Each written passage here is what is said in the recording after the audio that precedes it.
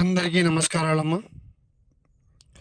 శత్రు నాశనం కోరుకునే వాళ్ళు మిమ్మల్ని ఎవరైతే హానికరంగా చేయాలనుకుంటున్నారో, ఇబ్బంది పెట్టాలనుకుంటున్నారో, మీరు వాళ్ళ మీద దుష్కరణం చేసి నాశనము, మరణము, దండనము చేయడం జరుగుతుంది.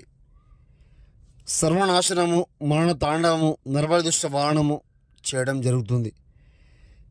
సమస్యను ఎదుర్కోలేక ఇబ్బంది పడుతుంటే, ఇంట్లో నశించిపోతుంటే, సమస్యను కూరుకొని ఇబ్బంది పడుతుంటే గురువుగారిని సంప్రదించండి. సర్వనాశనం, మరణం, కంఠం, నివారం, పరిపూర్ణ మేకం, సంహరణం చేయడం జరుగుతుంది. ఎన్నెన్నో చోట్ల మీరు చేపించుకొని పని కాకుండా ఇబ్బంది పాలవుతుంటే గురువుగారికి సంప్రదించండి.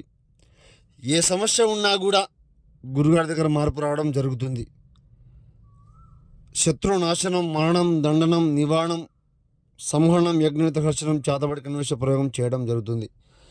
గురుగారికి సార్ ఫోన్ చేయండి, సమస్య ఏమిటో చెప్పండి, లేకుండా తొలగించుకోండి.